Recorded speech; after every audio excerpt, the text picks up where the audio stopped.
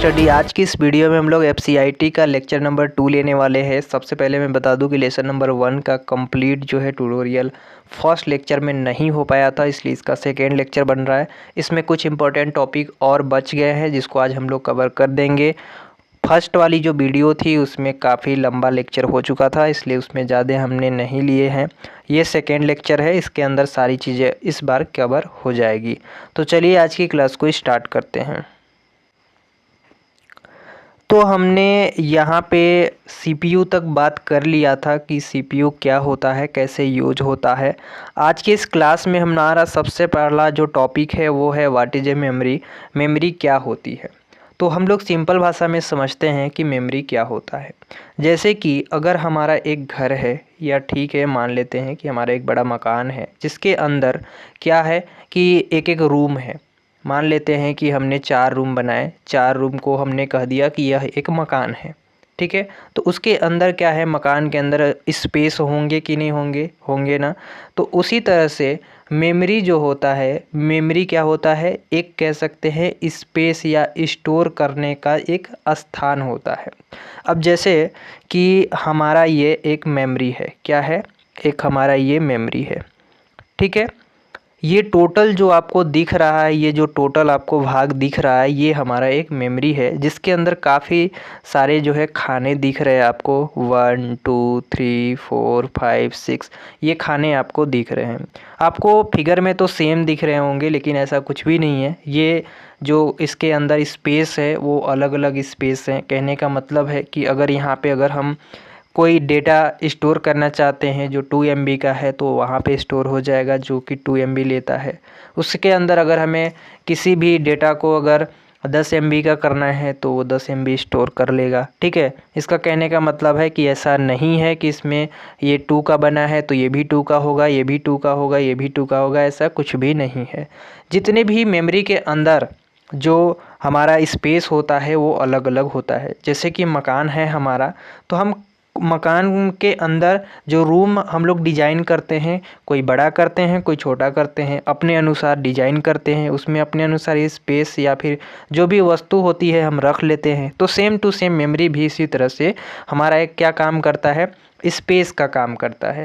यानी कंप्यूटर के अंदर हमारे पास बहुत सारे ऐसी डेटा होती है जो डेटा को स्टोर करना चाहते हैं, ज़्यादा टाइम तक रखना चाहते हैं। तो इसके लिए हमने यूज किया है क्या, मेमोरी। इसलिए हम लोग क्यों यूज करते हैं, इसलिए हम यूज करते हैं कंप्यूटर के अंदर क्या, मेमोरी। तो मेमोरी बेसिकली क्या होता है कि जो भी चीज़, यानी जो भी हम इनपुट देते हैं, ठीक है, इनपुट डिवाइस के द्वारा जो भी हमें निर्देश प्राप्त होते हैं कंप्यूटर को, ठीक है, तो कंप्यूटर क्या करता है, उसको सबसे पहले स्टोर करता है, ठीक है। स्टोर करने का क्या अर्थ है, स्टोर करने का यह अर्थ है कि हम अपनी डेटा को काफ़ी टाइम तक रख सकते हैं। अब जैसे थोड़ा सा हम लोग समझते हैं एग्जाम्पल से। जैसे मनुष्य है, ठीक है, तो मनुष्य को सोचने समझने की एक क्षमता है, ठीक है, उससे ज़्यादा वो नहीं कर सकता। कहने का मतलब है कि अगर कोई इंसान को कुछ याद करने के लिए बोल दिया जाता है तो वो पूरे के पूरा जैसे याद नहीं कर सकता, और कर भी लेता है तो ज़्यादा टाइम तक रख नहीं सकता है, ठीक है। अगर ऐसा हो सकता था तो हमें कंप्यूटर की ज़रूरत पड़ती ही नहीं। तो यहाँ पे कंप्यूटर जो है वो यही काम करता है। कंप्यूटर के अंदर जो मेमोरी लगी होती है वो काम क्या करता है कि जो डेटा हम रखना चाहते हैं, जो हम याद नहीं रख सकते, ठीक है, वो डेटा अगर हम अपने मेमोरी के अंदर रख देते हैं तो काफ़ी टाइम तक हमारी यूज में आ सकते हैं। तो जैसे कि हमारे मानव जो होते हैं उनके अंदर एक मस्तिष्क होता है जहाँ पे कि हम अपने डेटा को स्टोर करते हैं, समझने सोचने की क्षमता होती है। उसी तरह से मेमोरी भी हम कह सकते हैं कि स्टोर करने की एक जगह है। अब देखिए मेमोरी जो है वो कंप्यूटर के कई भागों में स्थित हो सकता है। हम उसको सीपीयू के अंदर भी रख सकते हैं, नहीं तो फिर कंप्यूटर के अंदर भी लगा सकते हैं। जैसे कि इस समय लैपटॉप वगैरह काफ़ी अच्छी अच्छी चीज़ें आ रही हैं जो स्मार्ट हैं, वो सारे में हम लोग उसके अंदर ही मेमोरी को फीड कर रहे हैं। अब मेमोरी जो है वो इंटरनल एक्सटर्नल दोनों होती है, उसके बारे में भी डिटेल जानेंगे। और काफ़ी सारे की मेमोरी कितने टाइप्स के होते हैं इसके बारे में भी हम लोग जानेंगे, ठीक है। तो आगे हम लोग बढ़ते हैं। अगर एक लाइन में किसी को याद रखना है कि मेमोरी क्या होती है, तो किसी भी निर्देश यानी सूचना अथवा परिणाम को स्टोर करने का जो हमारे पास जगह है, ठीक है, स्टोर करके रखने का जो काम करता है वो मेमोरी कहलाता है, ठीक है। यानी हमारे पास जो भी इंस्ट्रक्शन है या फिर जो हमारे पास डेटा है या फिर कोई हमारे पास रिजल्ट है, उस रिजल्ट को अगर हम कहीं पे स्टोर कर पाते हैं तो वो हमारे कंप्यूटर के अंदर मेमोरी नाम का चीज़ होता है। अब यहाँ पे थोड़ा सा हम लोग बिट एंड बाइट के बारे में जानेंगे, बिकॉज हमारे कंप्यूटर के अंदर ये सारी डेटा जो है यूज होती है। जैसे कि कोई भी अगर हमारे पास डेटा है, वो डेटा हमारा किस तरह से मेमोरी के अंदर स्टोर होती है, तो 0 और 1। तो 0 और 1 क्यों जी? क्योंकि हमने बताए हैं आपको फर्स्ट लेक्चर में, इसलिए जी क्योंकि हमारा जो कंप्यूटर है वो एक इलेक्ट्रॉनिक डिवाइस है। क्यों? क्योंकि हमारे जो कंप्यूटर है उसके अंदर इलेक्ट्रिसिटी जाती है तो रिप्रेजेंट करते हैं हम लोग 1 से, और अगर उसके अंदर इलेक्ट्रिसिटी नहीं जाती तो रिप्रेजेंट करते हैं 0 से, ठीक है। तो इलेक्ट्रॉनिक डिवाइस होने के वजह से हमारी अगर हाई वोल्टेज आ रही है तो डिटेक्ट करेगी 1, और अगर लो वोल्टेज आ रही है, ठीक है, तो डिटेक्ट करेगी 0। तो इस तरह से हम लोग कह सकते हैं कि कंप्यूटर के अंदर अगर हमारी कोई भी डेटा अगर स्टोर करनी है मेमोरी के अंदर, तो हमें उसमें 0 और 1 के रूप में परिवर्तित करना पड़ता है या हो जाता है। के कुछ यूनिट्स हैं जिनको आपको याद करके थोड़े से रखने हैं, जो कि आपके काम आएंगे आगे। जैसे कि 8 बिट्स में हमारे 1 बाइट्स होते हैं, याद रखिएगा कि 8 बिट्स मिलाकर 1 बाइट होता है। दूसरा याद रखेंगे कि हमारा 1024 बाइट्स मिलाकर 1 किलो बाइट होता है। और तीसरा याद रखिएगा कि 1024 KB इक्वल टू 1 मेगाबाइट्स होता है, जिसको हम लोग 1 MB भी बोलते हैं। हमारे मोबाइल के अंदर 1 MB 2 MB इस तरह से खर्च होता रहता है, आप डेटा रोज़ यूज करते हैं। और यहाँ पे 2 चीज़ें और याद रखेंगे कि हमारा 1024 MB इक्वल टू 1 गीगाबाइट, जिसको हम लोग GB बोलते हैं। तो आपको 1 GB 1.5 GB 2 GB मिलता है रोज़, तो आप यूज करते हैं, तो उसको हम लोग 1024 यानी 1024 MB भी बोलते हैं। अगर GB में है तो उसको MB में इस तरह से बोल सकते हैं। और अगर हमारे 1024 GB है तो हम उसको 1 टेराबाइट या 1 TB भी बोलते हैं, ठीक है। तो ये हमारे कंप्यूटर के अंदर भी लगे होते हैं जो कि स्पेस हमें देते हैं, ठीक है। तो ये बोल सकते हैं कि एक तरह से हमारा ये जो है वो मेमोरी के अंदर इस तरह से स्पेस भी होते हैं, ठीक है। अब बात आती है टाइप ऑफ मेमोरी की। तो मेमोरी यहाँ पे 2 टाइप से हम लोग पढ़ते हैं, 2 टाइप में इसको डिवाइड किया गया है। पहला तो हम लोग प्राइमरी मेमोरी पढ़ते हैं, दूसरा हमारा सेकेंडरी मेमोरी होता है। अब आगे यहाँ पे प्राइमरी मेमोरी क्या होता है, ठीक है, इसको थोड़ा सा हम लोग समझते हैं कि प्राइमरी मेमोरी क्या होती है।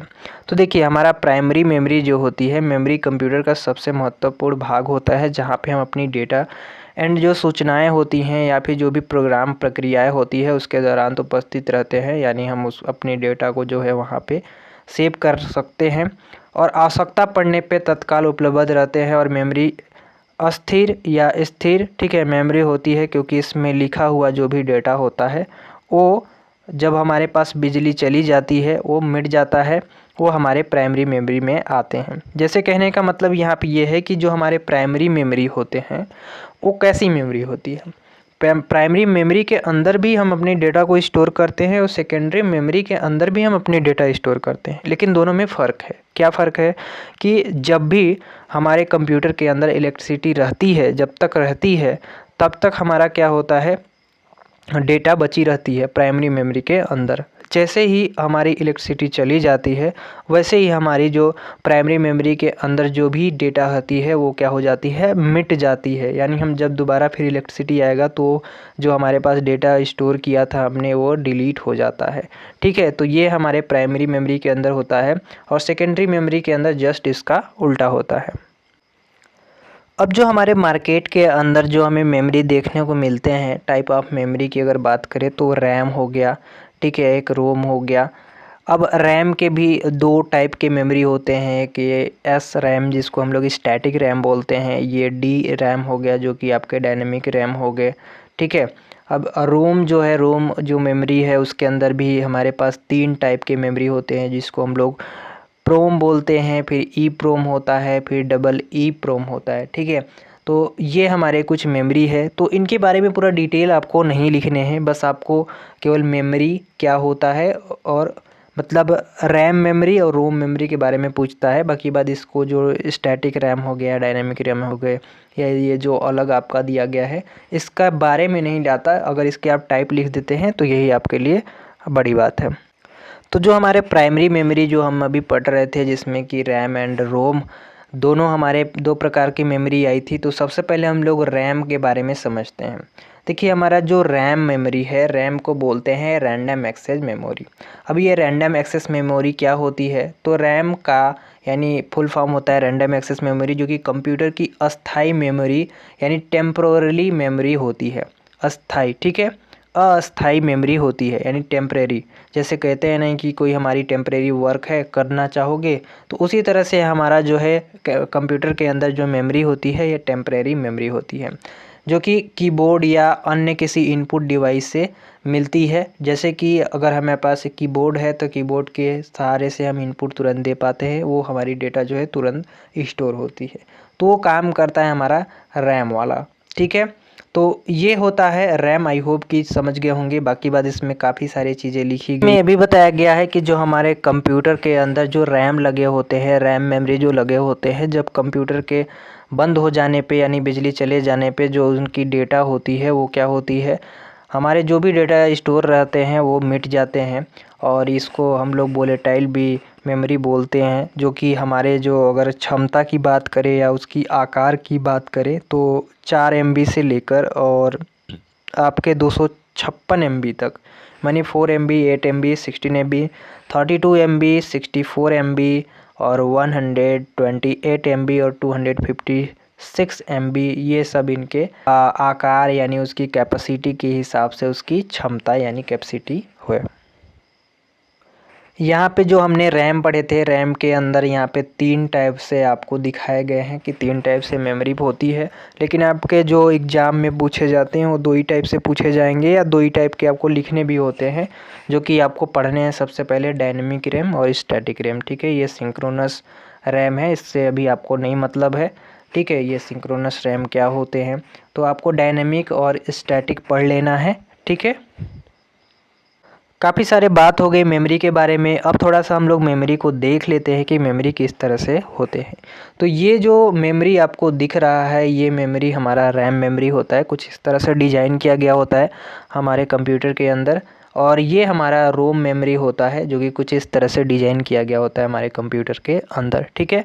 तो आई होप कि आप लोग रैम एंड रोम किस तरह से होते हैं, किस तरह से हमारे कंप्यूटर के अंदर दिखते हैं, वो आपने यहाँ पर देख लिया होगा।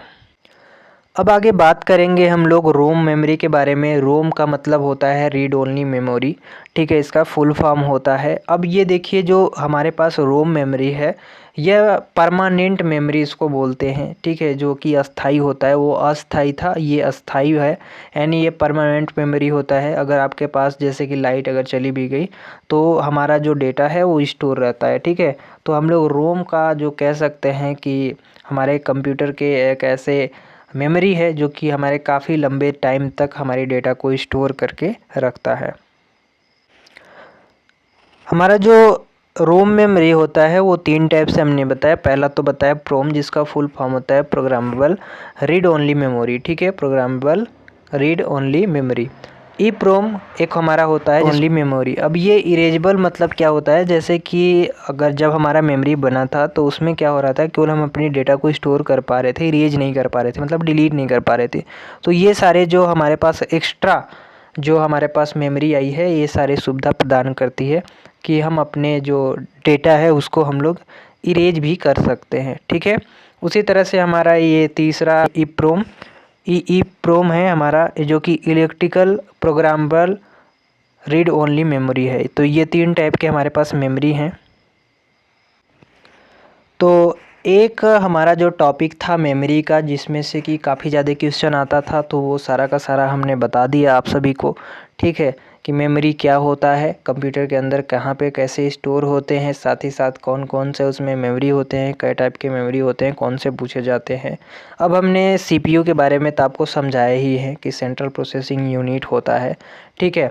इसके बारे में भी हमने डिटेल इस PDF के अंदर लिख दिया है कि क्या क्या होते हैं, क्या क्या नहीं होते हैं, ठीक है।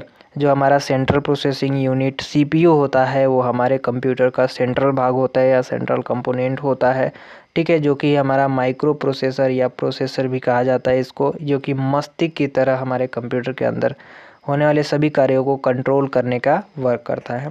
कंप्यूटर पर किए जाने वाले सभी कार्य की जो भी प्रक्रिया होती है, प्रोसेस होती है, वो इसके द्वारा पासिंग होती है, ठीक है, अप्रत्यक्ष या प्रत्यक्ष रूप से की जाती है। कंप्यूटर प्रोसेस के सिस्टम में सबसे महत्वपूर्ण जो भाग होता है वो होता है हमारा सीपीयू का, ठीक है। सीपीयू के बिना हमें आउटपुट नहीं मिलेगा, ठीक है। सीपीयू जो है हमारा आउटपुट देता है, पहले हम तो इनपुट देते हैं, इसके बाद फिर प्रोसेस होता है सीपीयू के अंदर, फिर हमारा जो है आउटपुट प्राप्त होता है। कंप्यूटर की जो रैम होती है, रैम से इंस्ट्रक्शन इनपुट लेता है और जो भी एक्शन होते हैं डिकोड और प्रोसेस करता है। इसके बाद फिर हमारा जो कंप्यूटर के अंदर सीपीयू लगा होता है उससे हमारा आउटपुट मिलता है। लैपटॉप से लेकर स्मार्टफोन, टैबलेट और स्मार्ट टीवी तक सभी प्रकार के जितने भी हमारे पास उपकरण हैं, छोटी और आम तौर पे जो भी स्क्वायर या चीप डिवाइस के जो मदरबोर्ड पर रखा जाता है, जो आपके कंप्यूटर या संचालित करने के लिए अन्य हार्डवेयर के साथ इंटरेक्ट करता है, वो सारा सीपीयू के अंदर सब सम्मिलित होते हैं। अगर आपको सीपीयू का कुछ और डिटेल में देखना है तो कुछ आप इस तरह से देख सकते हैं, जो कि अंदर के भाग है जो इस तरह से कुछ होते हैं, जहाँ पे साफ साफ आपको दिख रहा होगा कि कहाँ पे डीवीडी लगता है, कहाँ पे पावर सप्लाई होती है, कहाँ पे आपका रैम लगा है, कहाँ पे आपका रोम लगा है, कहाँ पे हमको यूएसबी लगानी है, सारी चीज़ें यहाँ पे आपको दिख रहा होगा। कहाँ पे ग्राफिक साउंड है, कहाँ पे नेटवर्क कार्ड लगा है, ठीक है, हार्ड डिस्क कहाँ पे लगा है, फ्रंट यूएसबी क्या होता है, ऑडियो कनेक्शन क्या होता है, ये पूरा यहाँ पे आपको चित्र दिख रहा होगा। पार्ट ऑफ सीपीयू के कुछ पार्ट्स होते हैं जिनको हम बताए थे आपको कि कोई हमें अर्थमेटिक कोई लॉजिक ऑपरेशंस करने हैं तो उसके लिए हम लोग एएलयू का यूज करते हैं। ये पूछ देता है आपसे कि एएलयू क्या होता है, तो ये एएलयू जो है हमारा अर्थमेटिक लॉजिक यूनिट होता है, जो कि हमारे कुछ ऐसे परफॉर्म्स होते हैं जिनको हमको करने होते हैं जो गणितीय रूप से, उनके लिए ये यूज होते हैं। तो कुछ इनके पार्ट्स होते हैं वो आप लोग पढ़ लीजिएगा, ठीक है। तो इतना ही है सीपीयू का, ठीक है।